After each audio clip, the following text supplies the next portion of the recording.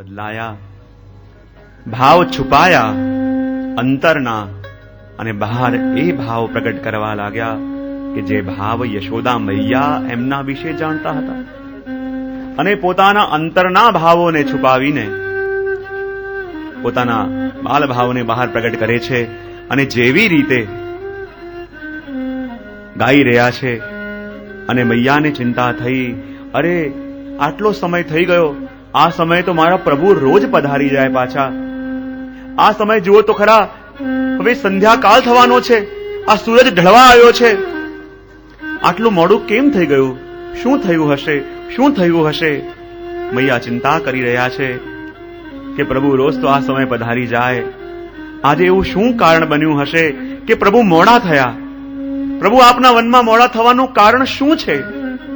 મૈયાનું ચિત્ત વ્યગ્ર બન્યું, મનમાં ચિંતાઓ થવા લાગી, અનેક તર્ક કુતર્ક થવા લાગ્યા, અનેક પ્રશ્નો જાગવા લાગ્યા, કારણ કે એ તો પ્રિયનું લક્ષણ છે. અને જ્યાં અનેક પ્રશ્નો જાગવા લાગ્યા, અનેક ભાવનાઓ જાગવા લાગી, મૈયા કહે ક્યાંક કોઈ અનિષ્ટ નહીં થઈ ગયું હોય, ક્યાંક આટલા દૈત્યો મારા લાલાને પરેશાન કરવા આવ્યા, કોઈ માર્ગમાં બીજો તો કોઈ દૈત્ય નહીં આવી ગયો હોય, મારા લાલાની ઉપર કોઈ વિપત્તિ તો નહીં આવી ગઈ હોય. અને જ્યાં મૈયાને ચિંતા થવા લાગી, બીજી સખી કે અરે મૈયા, તમે શા માટે ચિંતા કરો છો?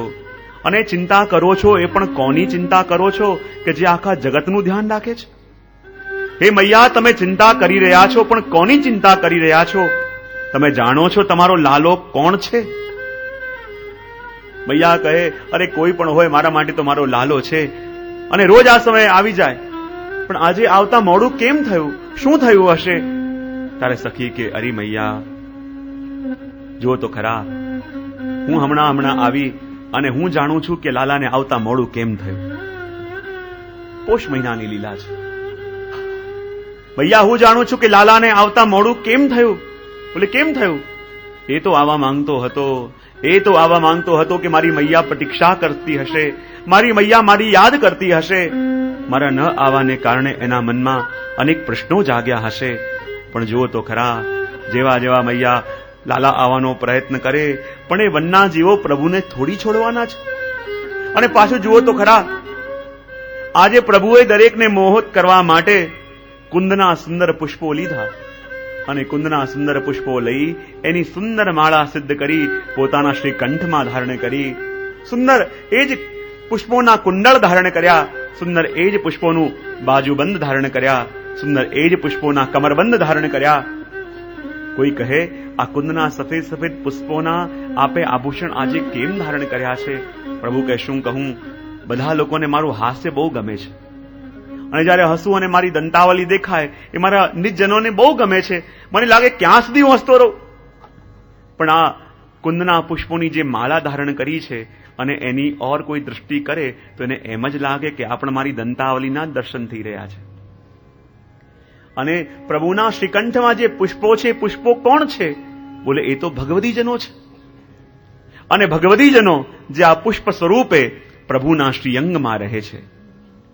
ત્યારે શ્રી ગુસાઈજી પેલા શ્યામદાસને ફૂલોની સેવા સોંપી અને રોજ ફૂલની સેવા કરતા શ્યામદાસ.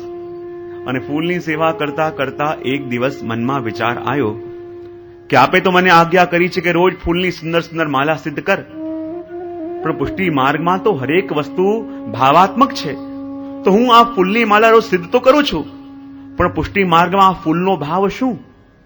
એમ વિચાર કરીને આવ્યા ગુસાઈજી પાસે અને કહેવા લાગે, કૃપાનાથ, આપની આજ્ઞાથી આ ફૂલની માલા હું સિદ્ધ તો રોજ કરું છું, પણ પુષ્ટિ માર્ગના ફૂલનો ભાવ શું?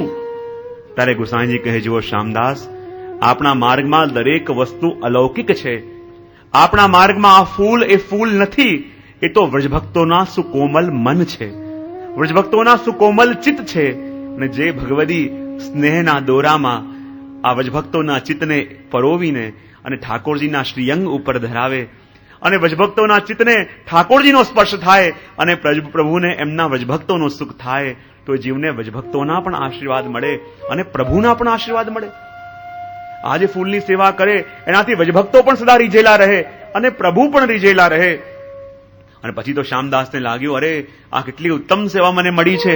પણ જયારે બીજે દિવસે માળા સિદ્ધ કરવા બેઠા અને તકલીફ થઈ ગઈ, શ્રી ગોસાઈએ તો કાલે આજ્ઞા કરી હતી કે આ પુષ્પ એ તો વ્રજભક્તોના સુકોમળ મન છે, તો પછી એમાં મારે આ તીક્ષ્ણ સોય કેવી રીતે ખોસાય? જો આ પુષ્પની અંદર હું સોય ખોસું તો ભગવદીઓના હૃદયમાં સોય ખોસી કહેવાય. ક્યાંક મને અપરાધ ન પડે, ક્યાંક મારાથી ગલતી ન થઈ જાય, ક્યાંક મારાથી ભગવદીઓનો મોટો અપરાધ ન થઈ જાય. પુષ્પ પરોવી ન શક્યા, એમના હાથ ધ્રુજવા લાગ્યા. પાછા આવ્યા ગોસાઈજી પાસે અને આવીને વિનંતી કરે, કૃપાનાથ, કાલે આપે આજ્ઞા કરી કે આપણા માર્ગમાં ફૂલ નહીં, એ તો વ્રજભક્તોના સુકોમળ ચિત્ત છે. તો જો પુષ્પ વ્રજભક્તોના સુકોમળ ચિત્ત હોય તેમાં મારે આ તીક્ષ્ણ સોઈ કેવી રીતે ખોસાય? ત્યારે ગોસાઈજીને હસવું આવી ગયું. ગોસાઈજી કહે, જુઓ શ્યામદાસ, આપણા માર્ગમાં દરેક વસ્તુ અલૌકિક છે. આપણા માર્ગમાં ફૂલ એ ફૂલ નહીં, પણ વ્રજભક્તોના સુકોમલ મન છે. તો આ સોઈ એ સોઈ નહીં, એ તો દૂતી છે, જે વ્રજભક્તોના હૃદયમાં જઈને સૂચના આપે કે તારા ભાગ્યનો ઉદય થયો, કે તને પ્રભુનો શ્રીઅંગનું સુખ મળવાનું છે.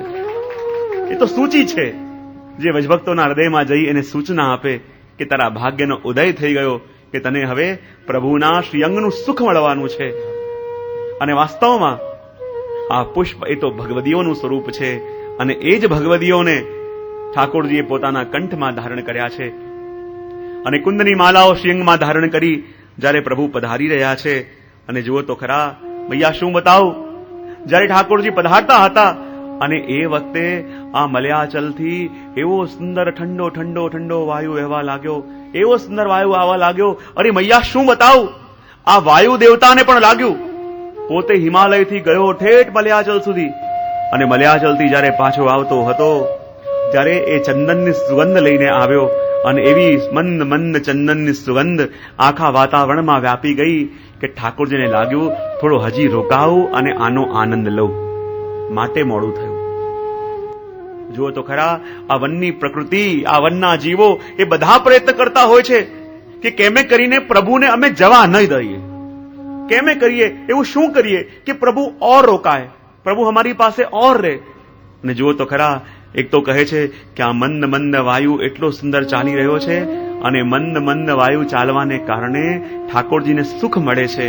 અને મંદ મંદ કેમ ચાલે છે? તો ગોપીઓ કહે, જુઓ તો ખરા મૈયા, આ આપના લાલાના સુખ માટે હિમાલયનો ઠંડો ઠંડો પવન ગયો ઠેઠ દક્ષિણમાં, આટલું લાંબુ અંતર કાપીને દક્ષિણમાં ગયો, અને મલયગીરીથી જઈને મલયાચલ જઈને અને ત્યાંથી એ ચંદનની ભીની ભીની ખુશ્બુ લઈને આવ્યો, જેમાં હિમાલયની ઠંડક અને મલયાચલના ચંદનની ખુશ્બુ અને ઠંડક છે. અને એવી વાયુ જ્યારે વાવા લાગ્યો તો મંદ મંદ વાયુ. કેવો વાયુ છે? મંદ મંદ. મંદ મંદ કેમ છે? કારણ કે આટલી લાંબી યાત્રા કરીને આવ્યો, માટે એની ગતિ ધીમી છે. અને માટે ગતિ ધીમી છે, અને એવી સુંદર સુગંધ અને ઠંડક આવી રહી છે કે પ્રભુને લાગે કે થોડી વાર હજી અહીંયા રોકાઓ અને આનો આનંદ લો. આવી પ્રકૃતિ છોડીને કોણ જાય? મૈયા શું બતાવું, આ તારા લાલાને જે પણ દેખાય બધા રોકવાનો પ્રયત્ન કરે. ખબર નહીં તારો લાલો કેવો છે, કોઈ એને જવા ન દે. અને મૈયા તું કેમ ડરે છે? તારો લાલો જાણે છે કેવો છે, અને મૈયા તું પણ કેમ ડરે છે? મૈયા માટે શબ્દ આપ્યો અનધે.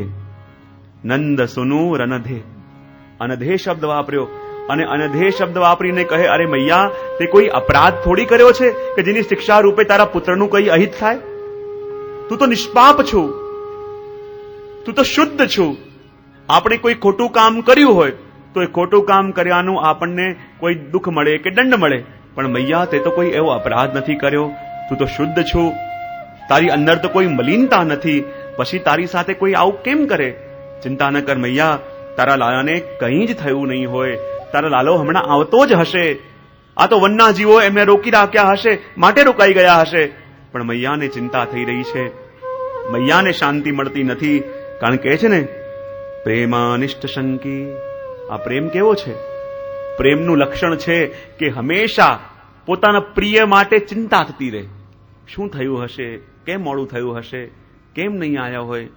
અને એવી રીતે જ્યાં પોતાના પ્રીતમ પ્રભુ વનમાં ગયા છે, અને પ્રભુ સમય